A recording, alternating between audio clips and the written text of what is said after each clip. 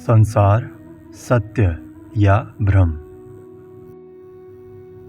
प्रश्न। जब उपनिषद कहते हैं कि सभी ब्रह्म है, तो हम शंकराचार्य की इस बात से कैसे सहमत हो सकते हैं कि ये संसार एक माया है? महर्षि, शंकर ने ये भी कहा है कि ये संसार ब्रह्म या आत्मा है। उन्होंने इस बात पर आपत्ति की है कि व्यक्ति ये कल्पना करने लगता है कि आत्मा उन नामों व रूपों में आबद्ध है जिनसे ये जगत बना है। उन्होंने केवल इतना कहा कि संसार में ब्रह्म के अतिरिक्त कोई वास्तविकता नहीं है। आत्मा एक सिनेमा के पर्दे की तरह है और संसार को इस पर दिख रहे चित्रों के समान माना जा सकता है। आप चित्रों को तब तक ही देख सकते हैं जब तक पर्दा मौजूद है, परंतु जब देखने वाला स्वयं पर्दा बन जाता है तो केवल आत्मा शेष रहती है। शंकर की निंदा की गई है कि उन्होंने माया के दर्शन के अर्थ को समझे बिना उसे प्रतिपादित किया है। उन्होंने 3 वाक्य कहे, ब्रह्म यथार्थ है, ये ब्रह्मांड अवास्तविक है और ब्रह्म ही ब्रह्मांड है। वे तीसरे कथन में कहते हैं, जब ब्रह्मांड को ब्रह्म से अलग देखा जाता है तो ये झूठा और भ्रामक हो जाता है। एक आत्मा के रूप में देखने पर यह यथार्थ होता है, परंतु आत्मा के बिना देखा जाए तो ये भ्रामक हो उठता है। केवल आत्मा का ही अस्तित्व है और ये वास्तविक है। संसार, व्यक्ति व ईश्वर आत्मा की काल्पनिक रचनाएं हैं। ये एक साथ प्रकट होती है और अदृश्य होती रहती है। दरअसल ये आत्मा ही संसार है, यही मैं और ईश्वर है। जो कुछ भी अस्तित्व रखा है वो इसी सर्वोच्च सत्ता का प्रकटीकरण है। भक्त पूछता है, तो सत्य या वास्तविकता क्या है? महर्षि, सत्य को सदा यथार्थ होना चाहिए। इसका कोई नाम या आकार नहीं, परंतु ये सभी सीमाओं से परे असीम है। इसे किसी भी बंधन में नहीं रख सकते। ये यथार्थ होने के नाते सारे अयथार्थ को स्थापित करता है। ये जो है वही है। ये अस्तित्व और अनस्तित्व के विवरण तथा वाणी से परे है। प्रश्न। बौद्ध जगत को अस्वीकार करते हैं, जबकि हिंदू दर्शन इसके अस्तित्व को स्वीकार करने के बाद भी इसे असार कहते हैं। ऐसा ही है ना? महर्षि,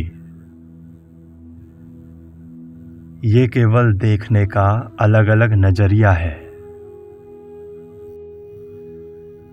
प्रश्न। क्या माया की भी अवस्थाएं हैं? महर्षि, माया तो स्वयं भ्रामक है। इसे किसी के द्वारा इसके बाहर से देखा जाना चाहिए, परंतु कोई दृष्टा इसे कैसे देख सकता है? इसकी अवस्था के बारे में कैसे बता सकता है? आप सिनेमा के पर्दे पर बहुत से दृश्यों को चलते हुए देखते हैं। आग से इमारतें नष्ट हो जाती हैं, पानी के वेग से जहाज टूट जाते हैं, परंतु जिस पर्दे पर यह सब दिखाया जा रहा है उस पर आग या पानी का कोई असर नहीं होता। क्यों? ऐसा इसलिए होता है क्योंकि वो पर्दा असली है और उस पर जो दिखाया जा रहा है वो नकली है। ठीक इसी तरह दर्पण से कितने प्रतिबिंब गुजरते हैं, परंतु इस पर उनकी संख्या या गुणवत्ता का कोई असर नहीं होता। ठीक उसी तरह संसार एक अद्भुत घटना है जो केवल वास्तविकता की बुनियाद पर टिका है, जो कि किसी तरह से प्रभावित नहीं होता। सत्य केवल एक है। केवल दृष्टिकोण में अंतर के कारण ही माया की बात होती है। अपने दृष्टिकोण को उस ज्ञान के अनुसार बदल दो, तब तुम इस ब्रह्मांड को ब्रह्म के समान जानोगे। अभी संसार में मग्न होने के कारण तुम इसे यथार्थ जगत मानते हो। इससे परे हो जाओ और ये ओझल हो जाएगा और केवल सत्य शेष रहेगा। जब मन बाहर की ओर प्रवृत्त होता है तो ये जगत एक वस्तुनिष्ठ सत्य के रूप में दिखता है। तब ये आत्मा से अपनी पहचान त्याग देता है। जब संसार को इस रूप में देखा जाता है तो आत्मा की सच्ची प्रकृति सामने नहीं आती, परंतु जब आत्मा का बोध मिलता है तो संसार का वस्तुनिष्ठ रूप दिखाई देना बंद हो जाता है।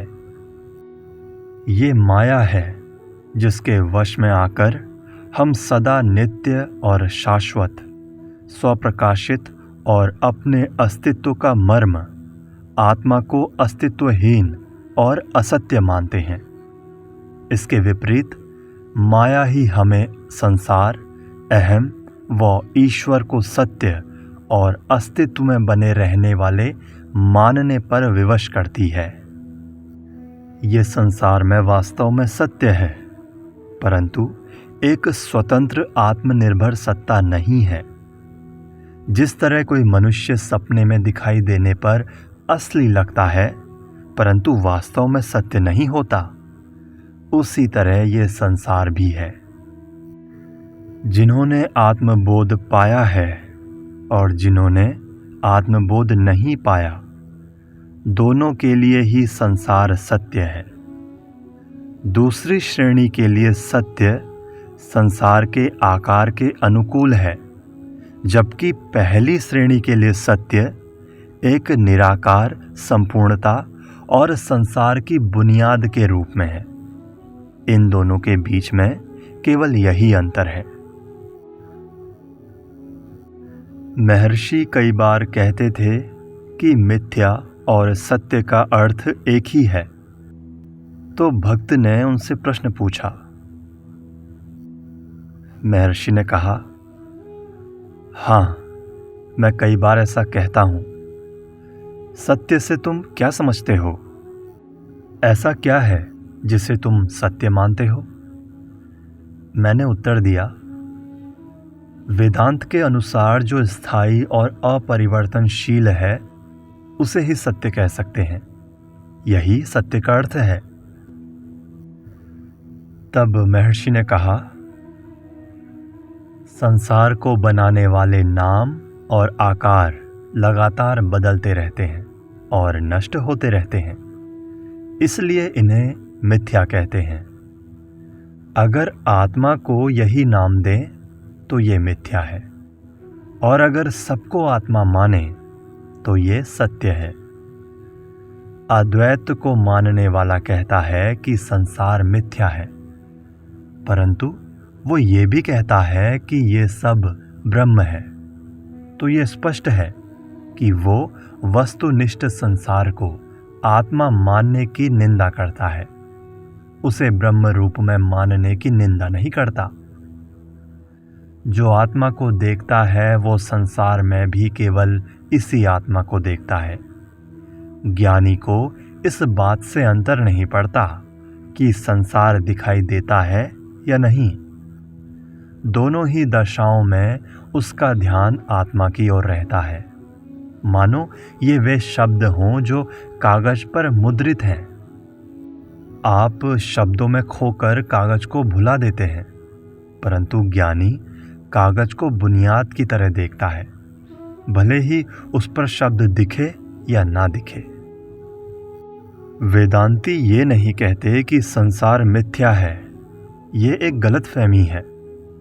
अगर वे ऐसा कहते तो उनकी इस बात का क्या अर्थ रहता कि जो भी है सब ब्रह्म है।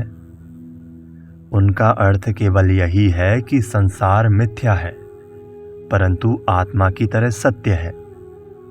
अगर आप संसार को अनात्मा मानते हैं तो ये सत्य नहीं है।